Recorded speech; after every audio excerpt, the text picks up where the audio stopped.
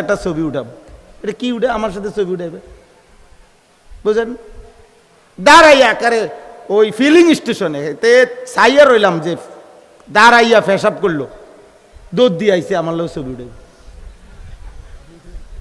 আচ্ছা বলেন না তো, তুই মুইতা ফানি লস না খারাইয়া মতো, তুই আমার লোক ছবি উঠাবি কেন? আমি কে তো ব্যাক কল তোর লোক ছবি উঠাইতাম কেন আমি? বলেন এটা কি, এটার মধ্যে ফায়দা কি? দুটা ছবি আমার আর এই চুল্লা বেনামাজির এর ছবি, দুজনের ছবি একসাথে দিলে ফেসবুকে মানুষে বুঝবে যে মাশাআল্লাহ দুজন মনে কাবা শরীফের ইমাম। 950 বছরেও যে জাতি ইমানদার হয় নাই, সে জাতির তুফানের মুহূর্তেও পানি উঠে গেছে, তখনও নূহ আলাইহিস সালাম ওনার ছেলেকে দাওয়াত দিছে। যখন ওয়াফারাত তান্নুর, যখন পানি উঠে গেছে অলরেডি, তখনও তিনি বলছেন, কোরআনুল কারীম বলছেন ওয়াহালা বাইনাহুমাল মাউজ ফাকানা মিনাল মুগরাকিন। ওই মুহূর্ত পর্যন্ত নূহ আলাইহিস সালাম ছেলেটাকে ঈমানের দাওয়াত দিতে থাকছে, যখন শেষ পর্যন্ত তুফানের পানির একটা ঢেউ আইসা, এই সূরা আমি যেই সূরা পড়ছি সূরা হুদ, এই সূরার মধ্যে আছে একটা পানির ঢেউ আইসা ধাক্কা মারছে, বাবার হাত থেকে, নূহের হাত থেকে ছেলেটা ছুটে গেছে এবং পানিতে ডুবে গেছে, কিন্তু তিনি সেই মুহূর্ত পর্যন্ত সন্তানকে ফেরাইতে চাই। শুআয়ব আলাইহিস সালাম বলছে ইন উরিদু ইল্লাল ইসলাহা মাস্তাতাতু, হে আমার জাতি, দিবানিশি তোমাদেরকে আমি আল্লাহর পথে ডাকতেছি, গুনাহ ছাড়তে বলতেছি, আমি তোমাদের সংশোধন ইসলাহ চাচ্ছি, মাস্তাতাতু আমার সাধ্যের সবটুকু দিয়ে, আমি আমার সাধ্যের সবটুকু দিয়ে তোমাদের ইসলাহ সংশোধন চাচ্ছি, তোমাদের পরিবর্তন চাচ্ছি। নবী সাল্লাল্লাহু আলাইহি সাল্লাম বলছেন ওয়া আনা আখিজুন বিহুজাজিকুম আনিন নার, উম্মত আমি চেয়েছি তোমাদেরকে কোমরে জড়িয়ে ধরে সবটুকু ভালোবাসা দিয়ে কষ্ট করে কোমরে জড়াইয়া ধরে হলেও জাহান্নামের আগুন থেকে বাঁচাইতে। বনি ইসরাইলের মানুষদের মধ্যে যখন পাপ শুরু হয়েছে, তো তখন তাদের মধ্যে নেককাররা, দিনদাররা, তাদের উলামা এবং দিনদার শ্রেণী প্রথম নিষেধ করছে। কিছুদিনের মধ্যে যখন দেখছে নিষেধ মানতেছে না, ধীরে ধীরে তারা ওদের সাথে এরাও মিশে গেছে, এদের মতোই চাল চলন, এদের মতোই করা শুরু করছে। আল্লাহ নবী সাল্লাল্লাহু আলাইহি সাল্লাম বলেন আল্লাহ তাআলা তখন নারাজ হয়ে অনুগত অবাধ্য প্রত্যেকের দিল এক করে সবাইকে ধ্বংস করে দিছে।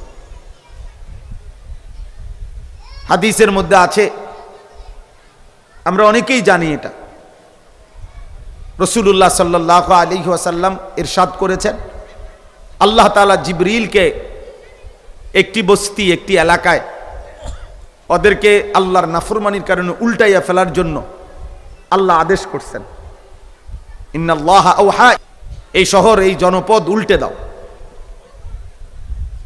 আল্লাহ তাআলা বলছে, জিবরাইল আলাইহিস সালাম ওইখান থেকে ফিরে আইসা আল্লাহর কাছে আবার বলছে ইন্না ফীহিম আবদাকা ফুলান লাম ইয়াসিকা তরফাতা আইন, আল্লাহ এখানে আপনার এমন একজন বান্দা আছে যে এক পলকের জন্য, এক সেকেন্ডের জন্য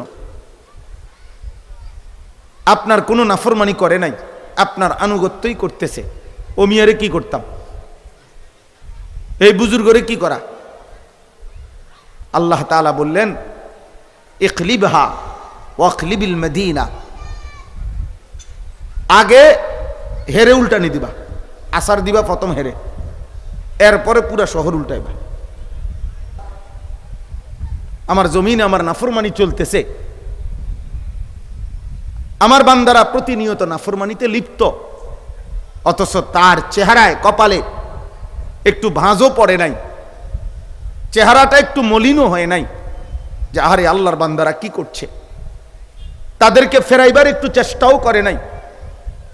আমি তো আল্লাহ এমনটা চাই নাই, আমি তো চেয়েছিলাম নিজের ঈমান ও অন্যের ঈমানের মেহনত আমি তো বলেছিলাম আমর বিল মারুফ নাহি আনিল মুনকার, অতএব সে এই চেষ্টা টোটালি ছেড়ে দিল কেন? পরিবর্তন কে হবে না হবে সেটা ভিন্ন, কিন্তু চেষ্টা করা, সংশোধনের চেষ্টা করে যাওয়া, খোদার কসম এটা মৃত্যু পর্যন্ত, ইসরাফিলের ফু পর্যন্ত জিম্মাদার। 950 বছরেও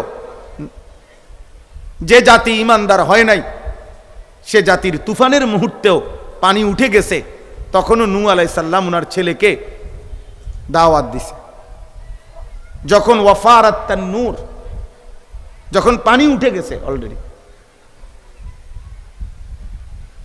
তখনও তিনি বলছেন, কোরআনুল কারীম বলছেন ওয়াহালা বাইনাহুমাল মাউজ ফাকানা মিনাল মুগরাকিন। ওই মুহূর্ত পর্যন্ত নূহ আলাইহিস সালাম ছেলেটাকে ইমানের দাওয়াত দিতে থাকছে, যখন শেষ পর্যন্ত তুফানের পানির একটা ঢেউ আইসা, এই সূরা আমি যেই সূরা পড়ছি সূরা হুদ, এই সূরার মধ্যে আছে, একটা পানির ঢেউ আইসা ধাক্কা মারছে, বাবার হাত থেকে, নূহের হাত থেকে ছেলেটা ছুটে গেছে এবং পানিতে ডুবে গেছে, কিন্তু তিনি সেই মুহূর্ত পর্যন্ত সন্তানকে ফেরাইতে চাই। শুআয়ব আলাইহিস সালাম বলছে ইন উরিদু ইল্লাল ইসলাহা মাস্তাতাতু, হে আমার জাতি, দিবানিশি তোমাদেরকে আমি আল্লাহর পথে ডাকতেছি, গুনাহ ছাড়তে বলতেছি, আমি তোমাদের সংশোধন ইসলাহ চাচ্ছি, মাস্তাতাতু আমার সাধ্যের সবটুকু দিয়ে, আমি আমার সাধ্যের সবটুকু দিয়ে তোমাদের ইসলাহ সংশোধন চাচ্ছি, তোমাদের পরিবর্তন চাচ্ছি। নবী সাল্লাল্লাহু আলাইহি সাল্লাম বলছেন ওয়া আনা আখিযুন বিহুজাজিকুম আনিন নার, উম্মত আমি চেয়েছি তোমাদেরকে কোমরে জড়িয়ে ধরে সবটুকু ভালোবাসা দিয়ে কষ্ট করে কোমরে জড়াইয়া ধরে হলেও জাহান্নামের আগুন থেকে বাঁচাইতে। জিব্রাইল এবং আজরাইল যখন দাঁড়িয়ে যান কবজের জন্য, তখনও আম্মাজান আয়েশা রাদিয়াল্লাহু তাআলা আনহার পিঠে বুকে মাথা রাখা অবস্থায় আখিরি নবী সাল্লাল্লাহু আলাইহি সাল্লাম মহান আল্লাহ তাআলার সান্নিধ্যে যাওয়ার মুহূর্তে, ইন্তেকালের পূর্ব সময়েও উম্মতের জন্য বলে গেছে আসসালাত আসসালাত ওমা মালাকাত আইমানুকুম। আয়েশা আমার উম্মতকে বইল, আমি গেলাম আমার রবের কাছে যাচ্ছি, আমার উম্মতকে শেষবারের মতো বইল নামাজ নামাজ নামাজ, তারা যেন তাদের নামাজ ঠিক রাখে। এইগুলো তুইলা কারে দেখাবেন? কে কার ছবি দেখে? কার এত টাইম আছে? কার ছবি কে দেখে? কিত্ত দেখবো? মানুষে কাম করে কুল পায় না, এক একজনের ফেরেশানির কোনো শেষ নাই। কারো বউ অসুস্থ, কারো জি অসুস্থ, কারো ফুত অসুস্থ, কারো টাকা পাও না, কারো ঝামেলার শেষ নাই, মামলা সামলা, কত ফেসালি মানুষের এক একজনের মুসিবত শুনলে মন চায় যে নিজে কদ্দুর কাঁদি তার জন্য। একটা ছবি উঠাবো, এটা কি উঠে আমার সাথে ছবি উঠাবে, বুঝেন? দাঁড়াইয়া আকারে ওই ফিলিং স্টেশনে তে সাইয়া রইলাম যে দাঁড়াইয়া ফেসাব করলো, দুধ দিয়ে আইসে আমার লোক ছবি উঠে। আচ্ছা বলেন না, তো তুই মুইতা ফানি লস না, খারাইয়া মতো তুই আমার লোক ছবি উঠাবি কেন? আমি কে তো ব্যাক কল তোর লোক ছবি উঠাইতাম কেন আমি? বলেন এটা কি? এটার মধ্যে ফায়দা কি? দুটা ছবি আমার আর এই চুল্লা বেনামাজির এর ছবি, দুজনের ছবি একসাথে দিলে ফেসবুকে মানুষে বুঝবে যে মাশাআল্লাহ দুজন মনে কাবা শরীফের ইমাম, মানুষে ব্যাক কল, বুঝেন না? উনি কেবল ভাত খায় আর মানুষে চিরা খায়। মানুষ বোঝে না, মানুষ বোঝে না। তাইলে আপনি যেমন, মানুষ বুঝেও তেমন। মানুষ চোরের চোরই মনে করে, মানুষ ভালোকে ভালোই মনে করে, অনুগতকে অনুগতই বোঝে, নাফরমানকে নাফরমানি বোঝে। আরবিতে বলা হয় ওয়াফিকা উয়ুবুন ওয়ালিন্নাসি আ'য়ুনুন। আরবি একটি গুরুত্বপূর্ণ প্রবাদ এটা। তোমারও দোষ আছে, মানুষেরও চোখ আছে। মানুষ চিনতে ভুল করে না, মানুষ বুঝতে ভুল করে না। মানুষ জুনায়েদ বাগদাদিরে চোর বলে না, চোরের জুনায়েদ বাগদাদি বলে না। মানুষ বেনামাজি নাফরমানকে নেককার বলে না আব্বা। মানুষ সুদখোরকে সুদখোরই বলে, হয় সামনে বলতে পারে অথবা পিছনে হইল হারামখোরই বলে, হারামখোরই বলে বেটা। মানুষ ঘুষখোরকে ঘুষখোরই বলে বেটা। হ্যাঁ, বেবিচারীকে নর্তকী দেখে অভ্যস্ত, নাচ গান দেখে অভ্যস্ত, বেহায়া তাকে তুমি যত পাউডারই মাখো, ফেয়ার এন্ড লাভলির বালতিতেও যদি তোমারে সুবানি দেয়, মানুষ বুঝে তুমি বাটপার। মানুষ বাটপার চিনতে ভুল করে না, ইমানদার চিনতেও ভুল করে না, সেজদাওয়ালা চিনতেও ভুল করে না।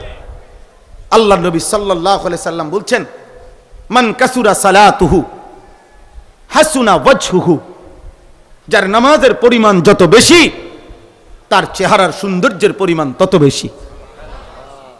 নামাজের পরিমাণ যার বেড়ে যায়, চেহারার সৌন্দর্য তার বেড়ে যায়।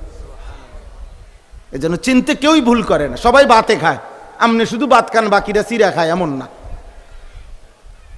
সবাই এই পৃথিবীর আলো বাতাসেই বড় হয়, হুজুর বলেন আর পাবলিক বলেন, আমি বলি আর আপনি বলেন, আমরা যেই বলেন, কেউ কাউকে অতিরিক্ত চালাক মনে করেন না, কেউ কাউকে অতিরিক্ত বুদ্ধিমান মনে করেন না। সবাই বুঝে, কেউ হয়তো বলতে পারে, কেউ বলতে পারে না, এতটুকু পার্থক্য আর কি। কেউ হয়তো সামনে বলতে পারে, কেউ হয়তো পিছনে বলে, কেউ পিছনে বলে আর কি। কর্মচারী ঠিকই বসের চিনে, বস ঠিকই কর্মচারীর চিনে। হ্যাঁ, সে শ্রমিক হইতে পারে, সে বুঝে